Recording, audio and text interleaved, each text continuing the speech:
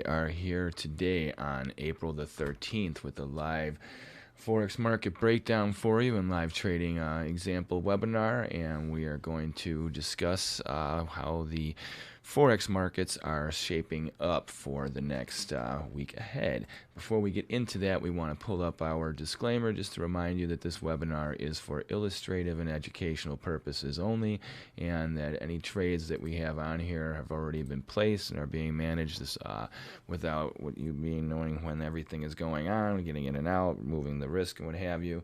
And this webinar is in delay also, so remember, do not to try and chase these trades. If you want to follow them and act on them, then please follow our subscription service and everything will be taken care of for you. Otherwise, just use this for educational purposes. Now, we have some trading signals that are going off this week. And some of them are high probable Japanese candlestick patterns, which, by the way, there is a book on Amazon.com available in Kindle and paperback versions, which you can find. So with that, let's go to our live screen. We have the www.forex-trading-unlocked.com website pulled up for you.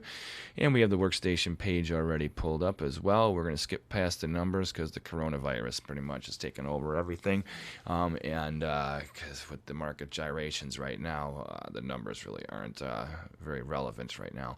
So we have the dollar index, which fell under pressure last week and still is following through today, with some of the major currency crosses being stronger versus the dollar. So one thing we have to note is that the dollar index, after having made a lower move low back in March, made a higher move high as well, and then made another higher move low. So as you can see, that means we are still in a bullish market. We are currently in a corrective down mode. The question is this the beginning of a new trend lower in dollar weakness? Is that going to finally settle in? And is the dollar bull going to finally turn around after the way it's had this run through this whole outbreak so far?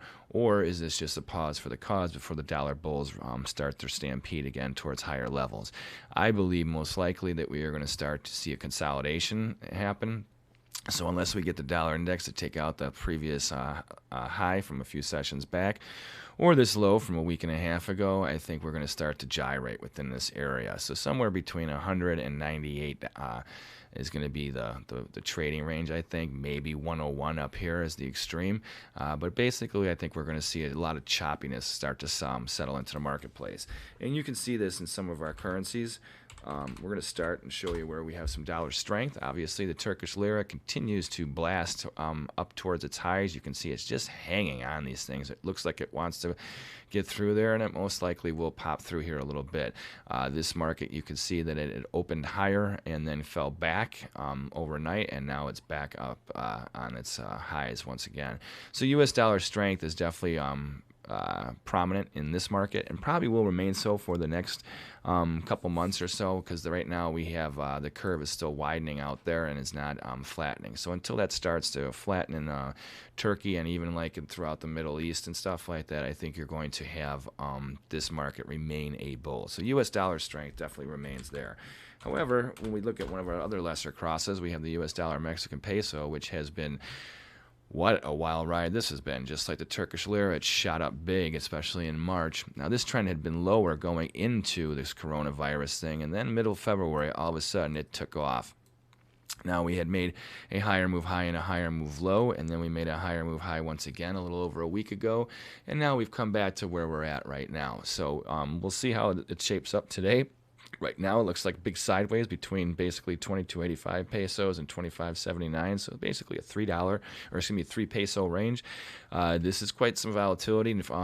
Unlike what it normally has, you can see that when you have these normal trading days, you're lucky to have, 20% of 1 peso move. Now we're having full peso moves on a not necessarily daily basis, but almost daily basis.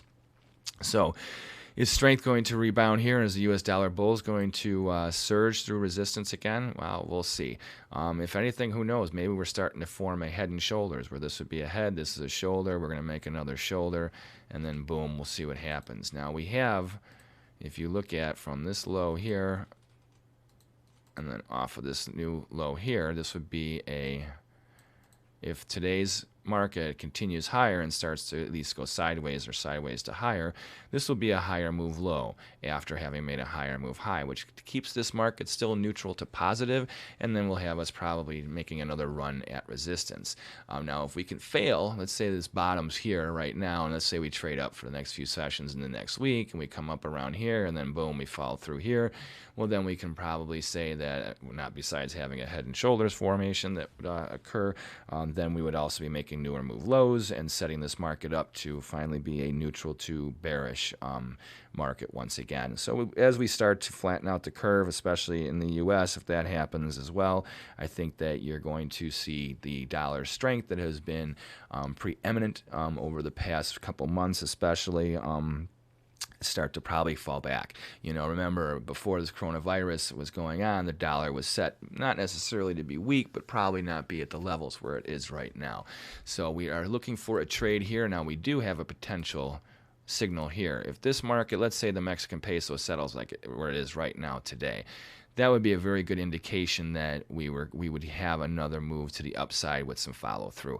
This would be a bullish engulfing line should it settle where it's at now or higher, in which case with the number of days that it's falling into, that would set us up for a nice rally in the US dollar Mexican peso trade. Now let's see what's going on north of that border, way north up to, oops, what am I doing here with this? US dollar, Canadian dollar. Okay, sorry about that. So we have the US dollar, Canadian dollar, which has been also in a sideways trade for the past couple weeks. Now, this is pretty interesting. So we had this higher move low here set a couple weeks back. We had this lower move high that was followed up. Now today it looks like we made a newer move low, but we didn't. We fell just a couple ticks shy of making a new low. And as you can see, the market is firmly higher on the day, kind of holding up. So if we can reverse gears and take out the low from today and this low here, that would set us up to have a bearish tone and maybe eventually get down to fill this gap, which, as you can see, this has been here for quite some time. But because we didn't make a newer low today, and especially if we can stay positive, and I think we might be just chopping around in this range. So I would key off this $39.20 and $43.56 pivot. Now the irony of it is that, I mean, this is a pretty wide range. It's over $4, but that's just the way the volatility has been for this market. Now be careful, because anyone who's been long or short this market for the past week and a half has been most likely getting chopped up. This is an ugly, ugly consolidation here after having had all this volatility. So we're waiting for a signal right now. Right now we don't have any confirmation of anything. We're waiting for a breakout. However, if we do take out this low here around $39.20, that will confirm newer move lows after lower move highs, hence confirming a short-term trend that is weak and bearish, and then most likely we would have a good shot at coming down to try and test this area where this gap is. But right now we're waiting for follow-through and a true signal. We do not have that. So let's look at the US dollar, Japanese yen, and see what's going on here. Now last week we had a signal. Or a little over a week ago, we had this bullish engulfing line, which came and touched right into our area. Now it's falling back. This is also looking like a digestive mode as well. So I think between 106.96, so basically 107 and 109.5 in this area, I think you're going to see a lot of consolidation and digestion. Any breach of either this resistance level or a failure of this support level would then have us having an idea as to where the trend is, because if we were to breach this resistance level, then that would confirm higher move highs after higher move lows, and then keep us neutral to higher. The opposite would be if we fail from this low here, in which case then we have lower move highs and lower move lows, indicative of what? A short-term bearish trend. So right now, as we're talking, this market is on support and looking rather bearish. So let's look at what's going on in the other part of this quadrant of the world. We have the Australian dollar, US dollar. So as we can see, we have a mixed bag of goods as far as dollar strength right now. It's definitely weakness against the yen, and we also have the Australian dollar, US dollar, which is also higher. So you can see dollar weakness in this market. It continues to try and pressure resistance. Now here's the one thing is, overall this market isn't a downtrend. So let's give you an idea as to from this high And then from there, as you can see, we're coming up into this downward sloping resistance line. Are we going to touch it? Are we going to breach it? Or are we just going to fall apart right now? I don't know. We don't have any signal. We're waiting for a move. This is an extended upside correction. Remember, the overall trend is a bear. So just because we are pressing resistance right now, remember that when we made this lower move low, we made a lower move high. We finally made a higher move low, and now we're making a higher move high. So, but this is right now fairly neutral, because with the bearishness in the environment with Australia especially, I think that because of China supposedly coming back online and miraculously nothing seems to be wrong with them anymore. So we'll see if that continues. It probably will bring Australia back for a little bit, get them back online. But then also, if we have another outbreak or any turn of events, I would be very leery of being long this market. So very, very cautious. We've had a nice corrective move to the upside. If we are setting into a dollar index consolidation mode, get ready for chop, and that as we start to basically buffer up against this downward sloping resistance and maybe find support here around 59.71. So I would be very leery until you have a signal. Just if you're not, unless you're already a bull and in this trade, I would say wait until you have a signal. Another reason to be mindful of that is if you look at the New Zealand dollar, US dollar, this market has not been as strong versus the dollar as the Aussie has. The Aussie has been a little bit more overdone, but as you can see, this market took a little bit more time to make a higher move high, and it barely took out this high. So it's a very similar looking chart, but as you can see, it looks like it's snaking down into just basically running into nowheresville, which may be the case. We've had so much excitement in the markets, it wouldn't be unlikely for us to settle into, for the next couple of weeks, a very choppy sideways trade as we start to see whether or not the curves flatten out and get everything back online. Remember that Boris Johnson has come out of the hospital. He's back home as of yesterday. I don't think things have gotten worse. I think he's still doing okay. So as far as the European currencies, it's a little bit of a mixed batch of goods as well. The U.S. dollar is falling under pressure. We had a bearish sell sign signal in the U.S. dollar Swiss last week. Now today it actually touched the upper part of our downside target range. Is there more to the downside, or is this over and is it going to bounce, and all of a sudden is U.S. dollar strength going to rear its head? I don't know. I find it hard to believe that with the dollar under pressure that this one's not going to still follow through to the downside. Even though they say that Germany and the EU is coming out of it, and Spain and France, Germany, Spain, and France announced today that they're working on plans on getting back to getting everything back online and ending the shutdown. So I find it hard to believe that, especially in Spain of all places, that they're even remotely prepared to do that. But then who knows? Maybe if the curve really is flattened, then Europe is going to be going back online, in which case, like I said, I can't see where dollar strength would be an issue here. I think that the Swiss would be strong. So right now we're kind of neutral. We're still in this trade. In fact, as you can see, we are short the U.S. dollar Swiss here from 97.14, just like we're long the euro U.S. dollar. We already have protective stops in where it's a profit. So we're waiting to see whether these follow through or whether they fall apart. So we're right at the friction zone. So we could take we could take profits right now, or we could let this trade try and manifest the full target projection, which is what we're going to do. It's Monday. It's very quiet. So just because there's dollar weakness creeping in right now, and now in this case there's dollar strength coming in against us, I think it's just a corrective little rally, and then I think the dollar weakness is going to prevail. So except for currencies like, remember, the Turkish lira that we started out with, or even the Mexican peso, I think that you're going to see a neutral trade for the most part, or even a bearish little trade on the U.S. dollar versus the majors for the next couple sessions. Or who knows? You never know. The dollar could reverse gears, and all of a sudden the bull comes ranging back. So we're coming out of a holiday market from around the world. But then, as you can see right now, we're an hour into the U.S. trading session. Europe is getting ready to close down. Asia's been done for the day. And it's right now, it's not looking like there's any strength here for the U.S. dollar, very much at least. So even though it's slightly positive here. So remember, the U.S. dollar yen. Once again, I just want to show you this part right here. See how this is? what we're looking at with this consolidation. See how this is like tightening up here. We had all this volatility. See how it was spiking all over the place, and now we've settled into this little area. Once again, that's just like the US dollar Swiss as well.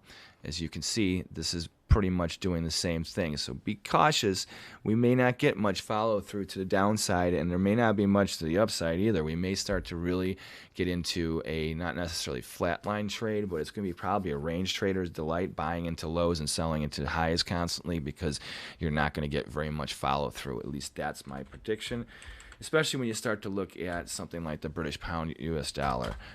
This market has been the first one to set the tone for a sideways, just like the Canadian dollar, where after such extreme volatility, excuse me, we have settled into this little range here. Now, granted, today we made a little bit of a higher move high, but look at this. It's having a lot of trouble really going anywhere. It's just playing with resistance, and then you can see it most likely being set up to fall back on support. Also, I want you to be mindful of the ranges.